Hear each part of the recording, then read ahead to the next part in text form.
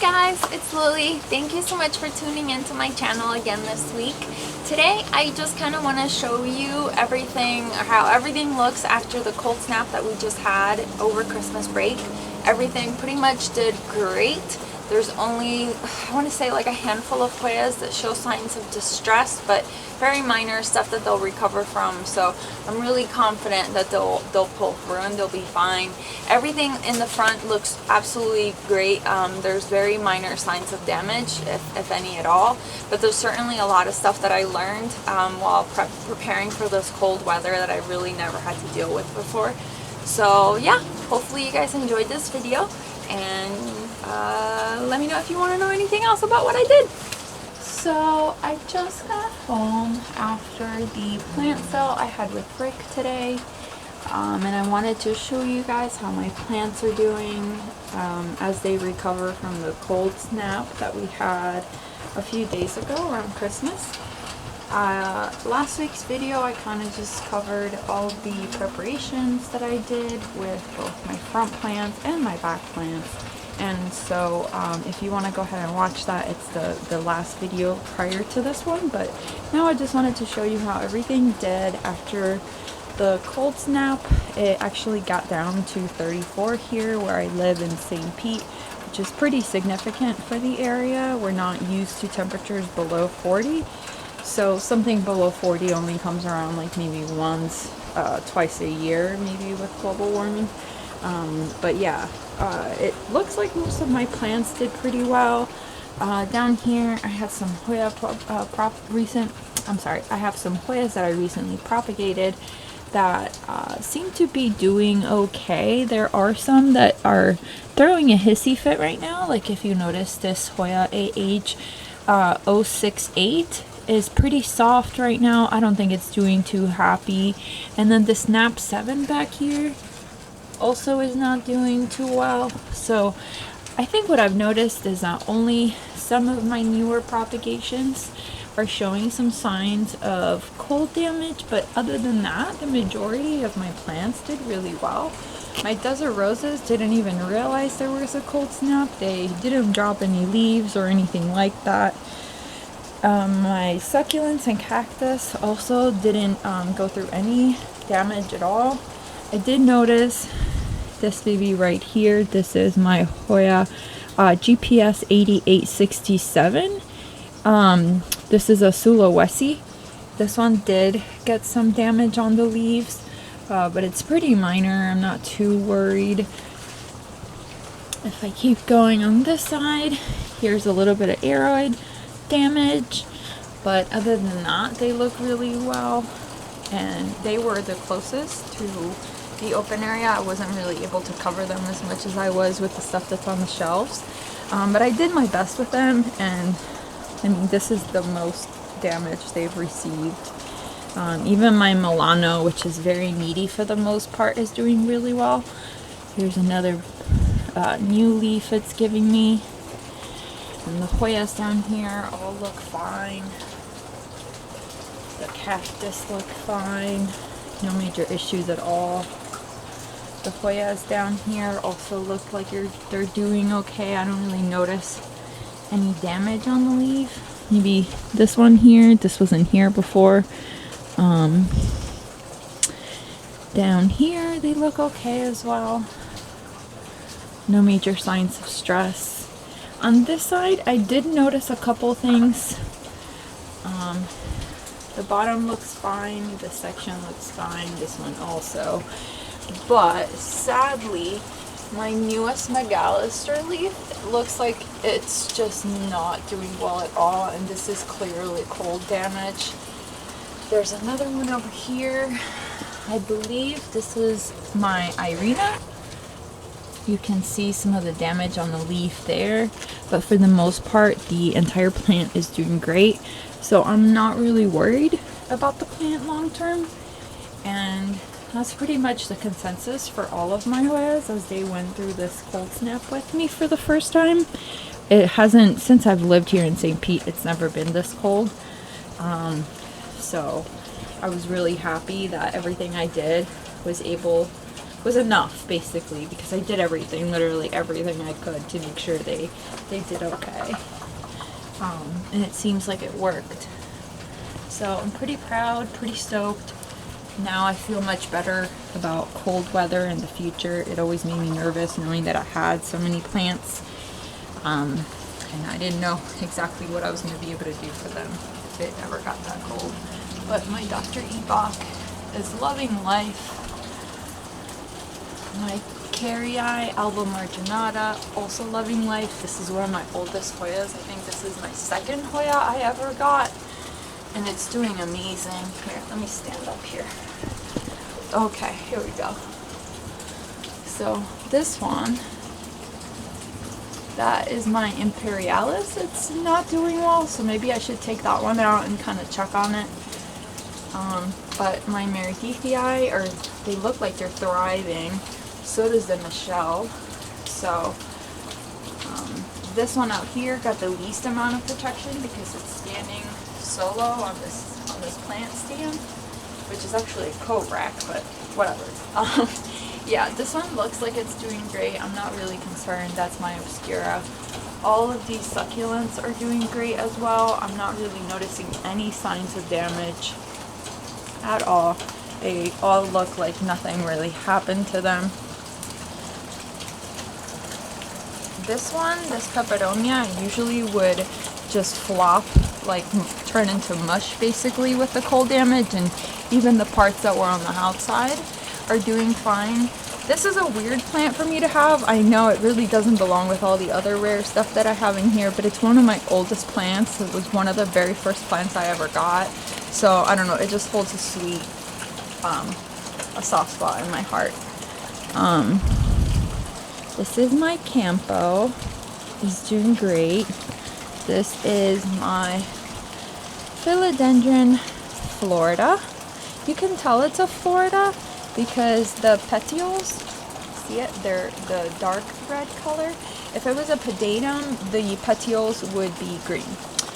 This is a, I believe it's called a red Congo, but I really don't remember now. It was a random cutting I received at one point. I don't even have it labeled. It's one of those plants that I just collect because I really like to look at, but it's not super rare, and I guess I never labeled it. But this is my Philodendron Golden Dragon, and it's doing absolutely wonderful.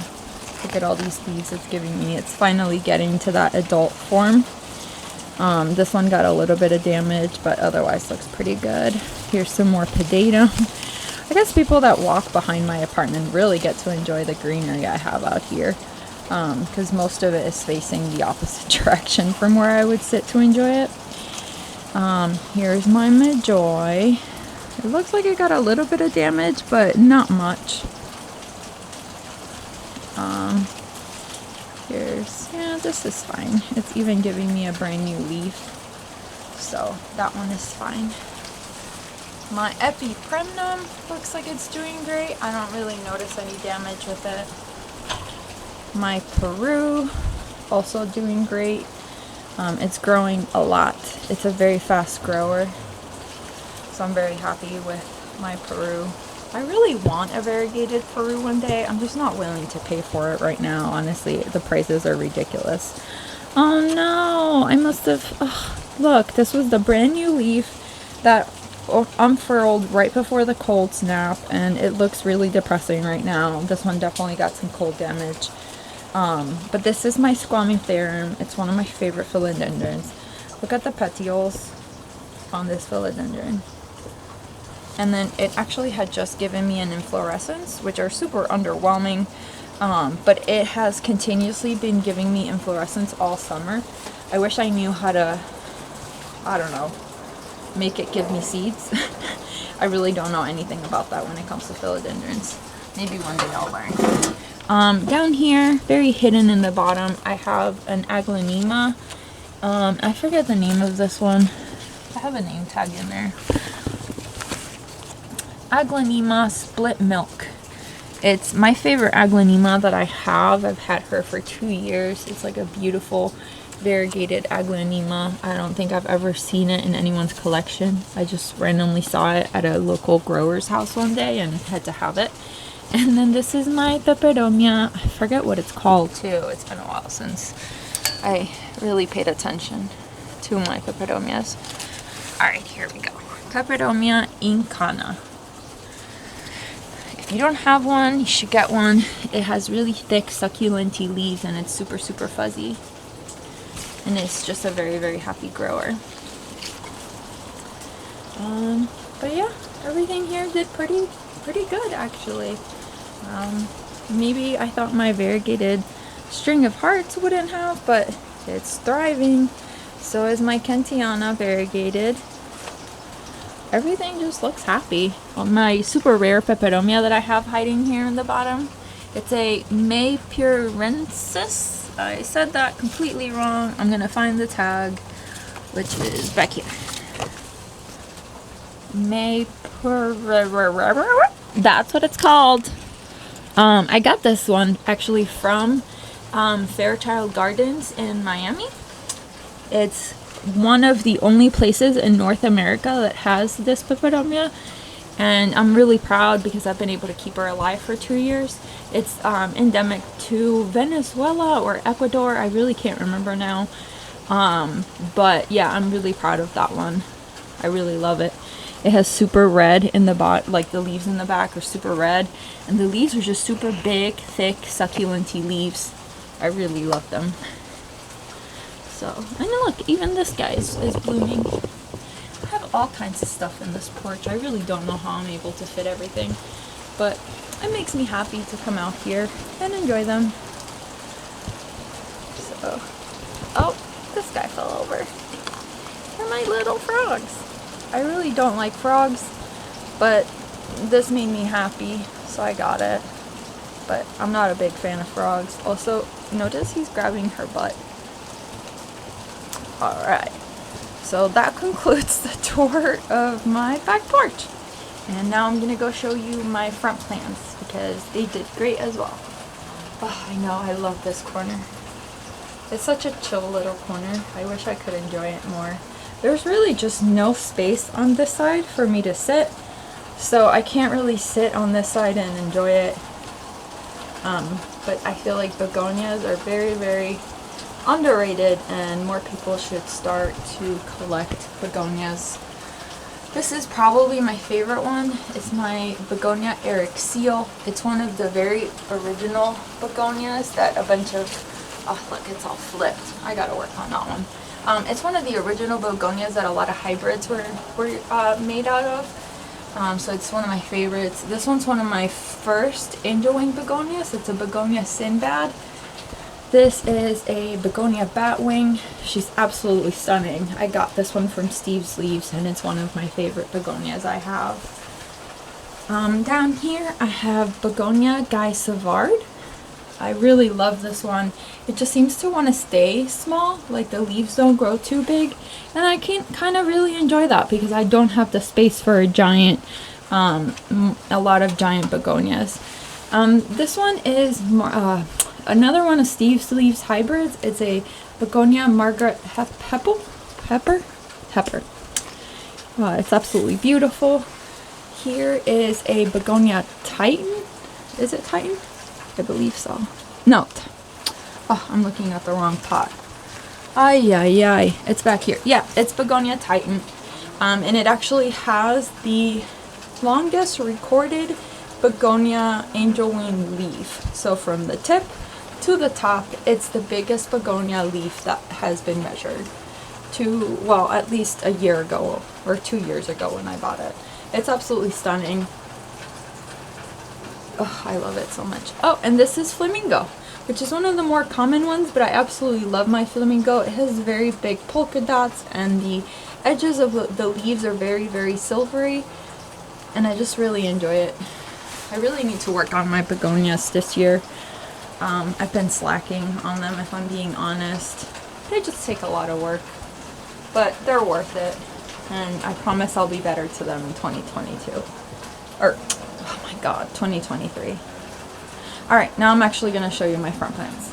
I gotta say, my favorite part about having the space in front of my door is just being able to walk out from my front door and just see this little piece of greenery. As soon as I walk out of the door, it really makes me happy to look at this little section as soon as I open the door. I couldn't really show you in detail everything that I have out here when I was prepping for the cold snap, because I was prepping for a cold snap. But down here I have a section along the curb that is just a bunch of herbs, things that I use to cook with or to make alcoholic drinks. So at the very end, there's mint. There's 2 types of mint over here. There's culantro over here, which I used to cook with. Garlic chives. There's a hibiscus there. Here are some scallions. Sorry. There's some basil. There's more culantro. There's rosemary. More culantro over here. And then orange mint. And that's a mango plant. I planted this from a seed that a friend gave me, or he gave me a mango from his yard a while ago. And then I planted the seed, and it is a coconut cream mango. And I'm very excited. One day when I buy a house, I'm going to plant it directly in the ground, and I'm very excited for that. I'm going to take a break because there's a plane. So this is my Red Eden climbing rose from David Austin Roses. It's the only rose I've ever ordered online. It's absolutely stunning. It has like 120 something petals, but it's had thrips over the summer, so the blooms aren't doing that great, but I'm really looking forward to this plant next year. I've only had her for 1 year, and I'm really excited for her to get bigger. This is a John Paul II, which is a white rose. It's a white tea rose. This is, oh man, I really don't remember this one, but this smells amazing. It's my most fragrant rose in the garden. It's absolutely incredible. You can see the size of the blooms. And this rose has been known to give me even bigger blooms than this. And I'm really excited for this one. This one is my Rose Don Juan. It's also a red one. This one's kind of like purple, but this one is a deep red, and this one also is super fragrant. Actually, there's one here that is about to open. You can kind of see how dark red it is. It's absolutely beautiful. This one, I believe, is called Bella Roma. And it's one of the only roses that I have that aren't on a Floribunda rootstock, which are the types of rootstocks that you're supposed to grow your roses in Florida in, because of the nematodes and stuff like that. But I got this one as a gift. I was not about to turn down a rose bush. I don't know what this one is called, but it's absolutely beautiful. It smells amazing. So does that one. But this one is like a brighter yellow. This one is my, I believe it's called Angel Rose. And it's a light purple color, like a lilac. And it smells amazing, but the bloom died already. And then over here, this one is called L, but the bloom died also. So I can't show it to you. But it did great. I was mostly worried about my roses because they really do not like to be cold or wet cold. So I was really nervous, and I'm just really happy that they did okay. You can tell my hibiscus did fine because look at all these blooms. I don't believe I remember the name of this one. I will look at the tag and tag it on the video. But look how stunning. This one is 2 days old. Normally they don't last this long, but because it's been pretty cloudy, the sun hasn't burnt the blooms. This one is my Black Dragon hibiscus. It's absolutely stunning. My desert roses are doing fine. They probably just don't like to be this wet this long. I usually never water my desert roses, maybe like 4 times a year to fertilize it, but other than that, they just get watered by rain. It rains pretty often here in Florida, so I don't water it unless I know it hasn't rained in like over a week and a half. But the rest of my hibiscus are doing great. These are daylilies in the front. That is a Key West red plumeria, which smells like cinnamon.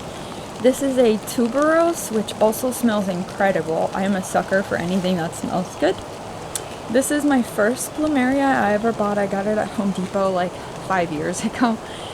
Here's some more daylilies, amaryllis. My amaryllis collection is doing wonderful. They didn't even notice it got cold.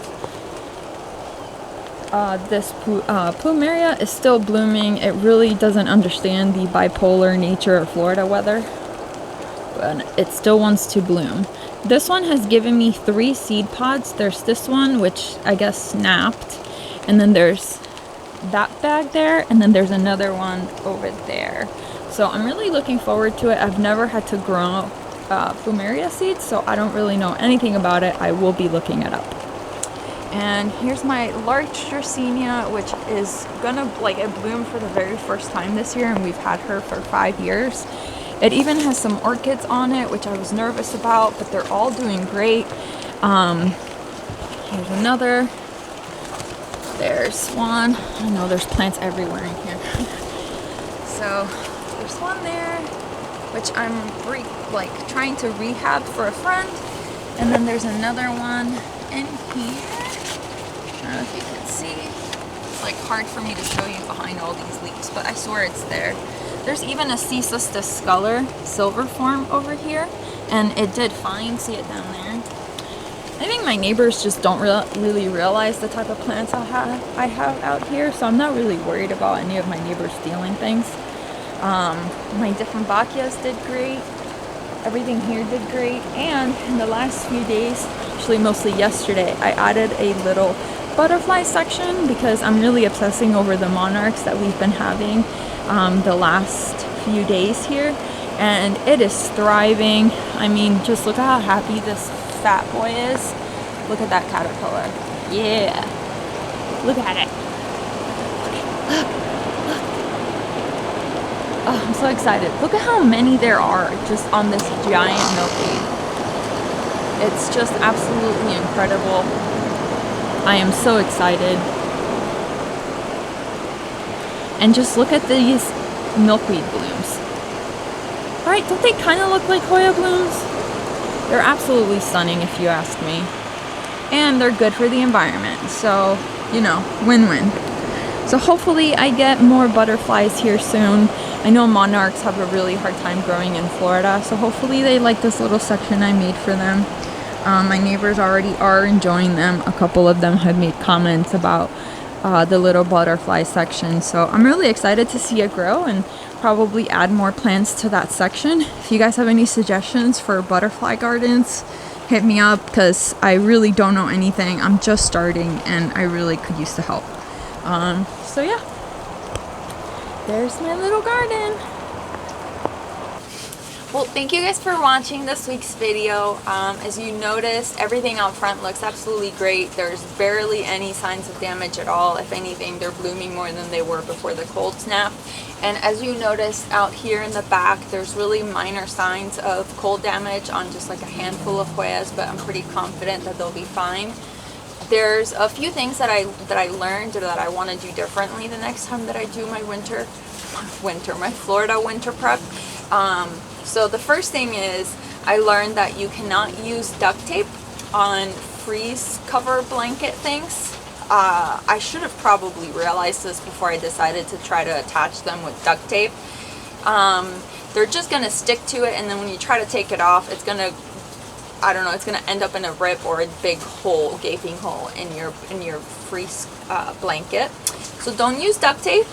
I learned that spring clamps are amazing, and you should have an assortment of different sizes and types. I learned that there are rubber tip spring clamps, but they were great. They were super lifesavers when we were doing the front, and even out here it was great because I could just clamp the fabrics and the stuff directly onto the shelf. So they were amazing, and they're pretty inexpensive.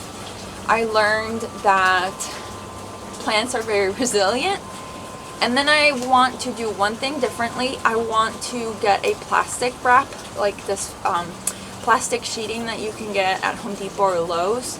I'm not really sure what kind yet, but I want to get like a roll of that plastic for the plants out front, because I think if it had rained even just a little bit, the protection that I everything that I did in the front wouldn't have worked as well.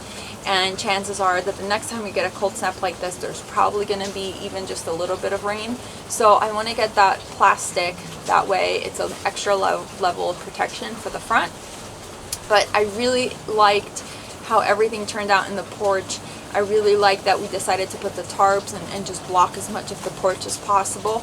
I think the freeze cover cloths worked wonderful for the aeroids and the Hoyas. I think overall it was probably a 3 to 4 degree difference between outside the porch and what was in here. I left my little thermostat in the porch and I came to check on it a few times, and it was like at least 3 degrees of difference.